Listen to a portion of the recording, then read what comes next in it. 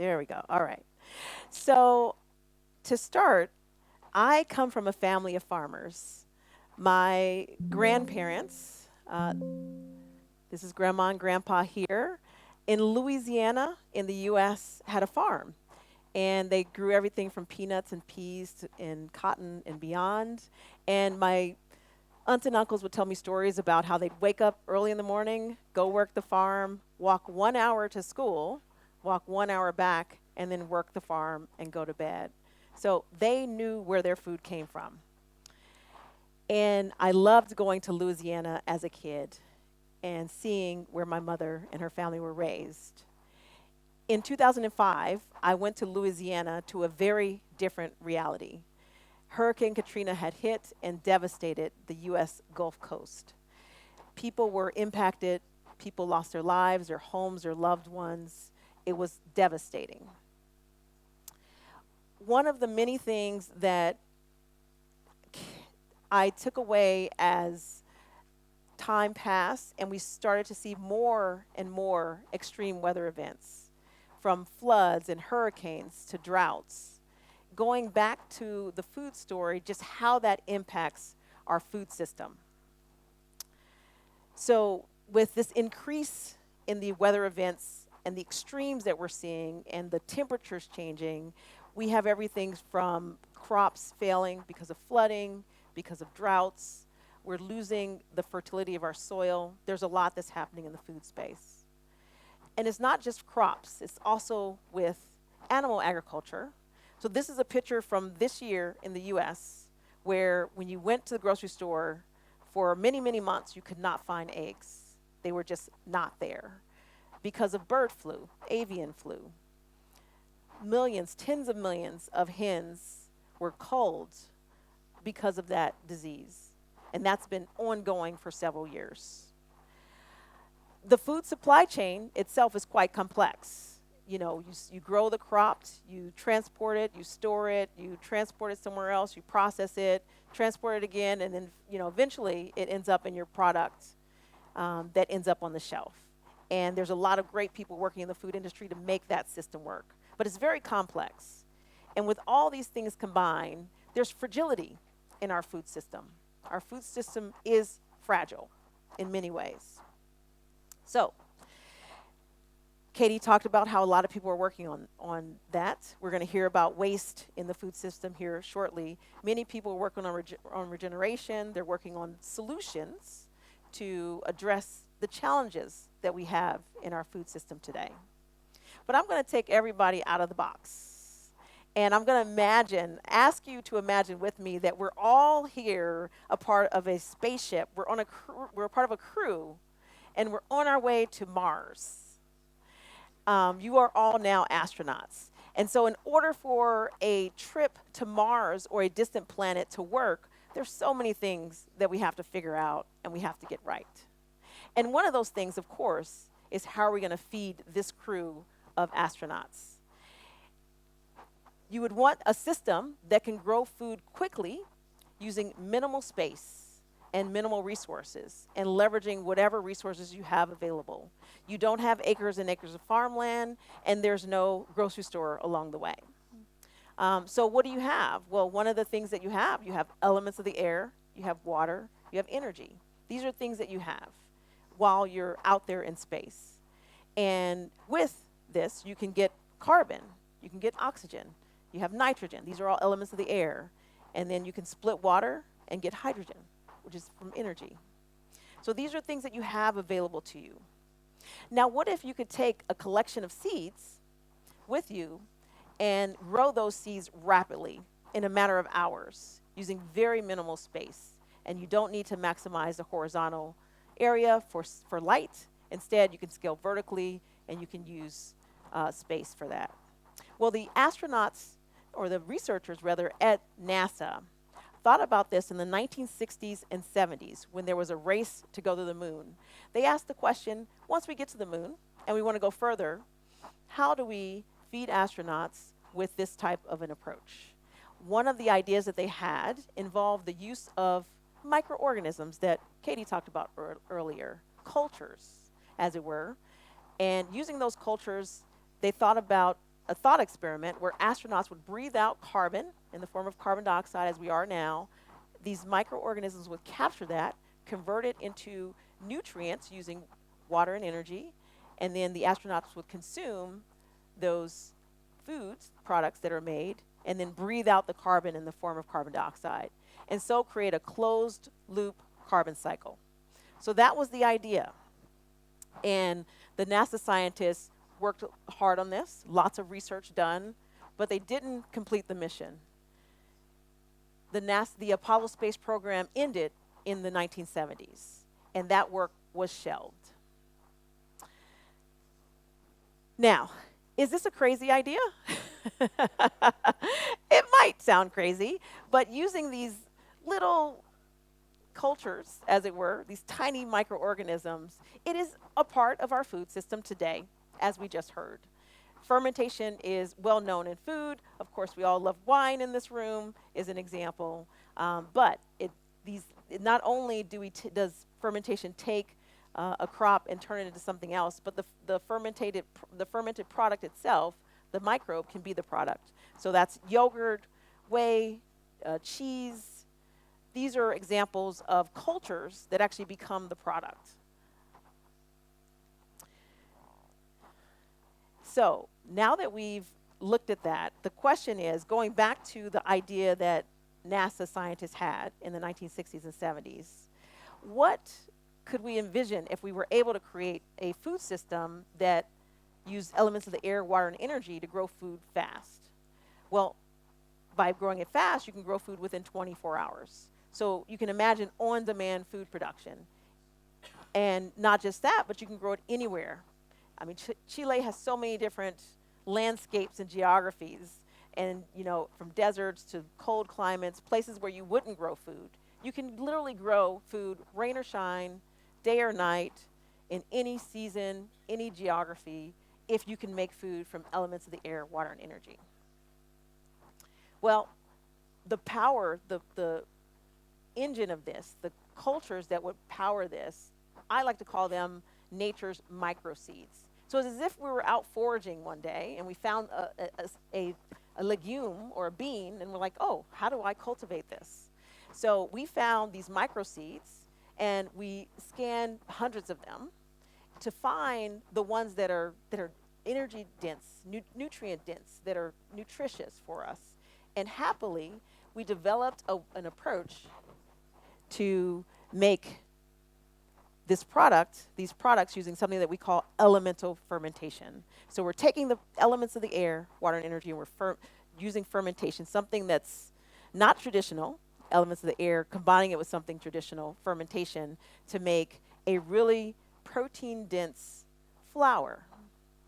So you can think of a similar type of process like making whey protein using fermentation. This is an air protein made from air, water, and energy, and it's dense in nutrients, over 80% protein content, all of the essential amino acids, so it's a complete protein.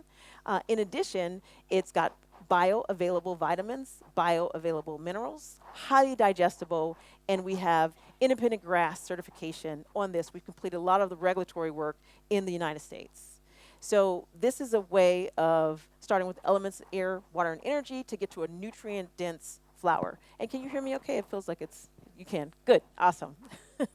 So in San Leandro, California, near San Francisco, is where we've been perfecting this way of making food. We've worked with a number of chefs to make a number of food products, and we've leveraged this to make everything from pastas to baked goods. You can make cereals, yogurt, cream. You can replace dairy. You can replace eggs. Because these ingredients have great properties. Not only are they nutrient dense, but you can think of an egg where you need the foaming characteristic of an egg for a baked good. Our ingredients foam really well. Or if you want it to hold oil or water for a moist product, then you can do that as well with our ingredients. So with all this together, we have been able to turn air, water, and energy into nutritious ingredients, and doing that with zero animal or plant agriculture. So this is a new way that is an old way. It's nature's way. these cultures can be found in ecosystems where they are the local nutrient source. Where there's a hydrothermal vent beneath the surface of the earth, they are part of nature and they are nutrients in those local ecosystems. So we found a natural nutrient source that we now can bring to the planet. And where does this play? So you walk into the grocery store. On the edges, you might have your fruits and your vegetables. You may have your meat in the back. But the bulk of the grocery stores are typically foods with ingredients. And this is a large opportunity to look at the supply chains that those foods have and bring in alternatives that are resilient and can achieve the needs of manufacturers. So food manufacturers are looking for ingredients that are affordable, that meet the cost characteristics so that the products on the shelves are affordable for consumers. They're looking for ingredients that are functional, that can achieve the desired output on the product, all those different goods that we find in the grocery store. And we are able to deliver that. And not only that, but right now there's a huge increasing demand for protein, and protein in multiple formats. Not just your traditional formats. Again, going back to the grocery store, in the back of the store, there might be the meat or it might be on the left or the right. But they want protein in the foods that they're buying across the grocery store aisles. And so we are making and scaling affordable, nutritious protein ingredients that can go into all those different foods. And, this is surging in the US. But when I got here, I went to the grocery store and I saw protein in all the yogurts. I went to the coffee shop and I saw protein bars at the front. I went to my gym in the hotel and there were protein drinks. So it's growing. Katie's already alluded to the fact that these weight loss drugs, these GLP-1 drugs, are really driving the need to, when your appetite is suppressed, how do I make sure that every choice that I make to eat is going to be a nutrient-dense choice without having to eat steaks all the time? So people are looking for more protein options, healthy eating, healthy aging. It's just growing in demand. So with this type of nature-derived way of growing food, it's a way of growing food that is resilient to things like weather events, crop disruptions, the things that we have faced, we've always faced, but now we're facing them at a more rapid rate. So resilient against that. It is reliable. Think about traceability. Think about all the different issues that we encounter in the food system. Salmonella outbreaks, are these ingredients that started in the farm, that maybe they were organic, is that what I'm actually getting at the end? Well, with this, you look at all the different steps in the supply chain and you can make food closer to your final finished product. And just think about that, being able to make food and get rid of all those steps in between. Then you can not only scale up, but you can scale down. You can take a unit that is making food, you can deploy it in a place where you need humanitarian aid. You can deploy it in a place where there's been a disaster and you need relief. There's multiple ways to deploy this type of way of making food that can bring food to people when they need it, where they need it, on demand. And then going back to the scale, again, that grocery store, most of the items in the grocery store are foods with ingredients. And this is a way to massively scale production and be more resilient in the process. So as you're scaling this, remember going back to the spaceship, we're looking for something that uses minimal resources. One of the things is minimal water is used, thousands of times less versus plants. And it can be carbon negative, not just carbon neutral. You can go beyond that and be carbon negative because, again, we have the elements, carbon, oxygen, nitrogen, hydrogen. Taking that carbon from cradle to gate, you can actually be carbon negative. So NASA had a dream. NASA had an idea. And we've been working to turn that idea that they didn't finish to a commercial reality. And we've demonstrated the science. We've started with a collection of over 200 cultures, found the ones that were the best microseeds, cultivated them, understood how to get to that edible, nutrient-dense food product, and now we are scaling. In San Leandro's, where we have our demonstration of this from start to finish, we call it our air farm, and we're scaling that up. We've got regulatory on this and have done some engineering and designs. We're looking for a site for our first commercial facility. We have our launch customers in hand. We've been working with them and excited to take this stream, bring it here to Earth to scale nutrient to the next level.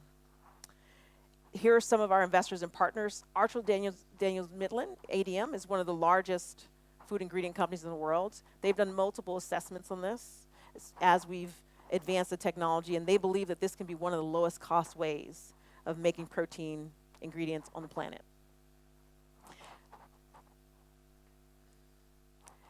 There's a saying that says, if you want to go fast, go alone. If you want to go far, go together. And here are just some of the people that are on this journey with us. Some of the employees, the alumni, investors.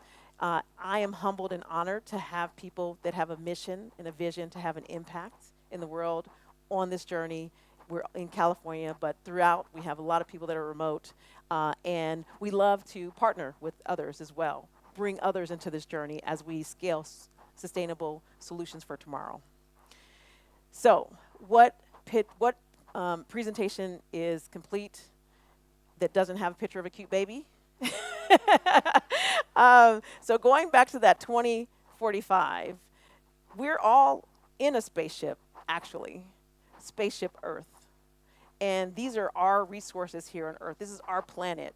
How do we make sure that we leave the planet better for that little girl than we found it? How do we make sure we are looking at water, land, carbon? We're looking at how we deal with each other. How do we get food to each other? How do we be resilient and create a future for her? So that's one of the things that I'm on a mission to do, and I know that you all are on a mission to do that as well. I'm excited to be in this room with a lot of innovative thinkers and a lot of people that are working towards that goal, and I appreciate your time and your attention. Thank you.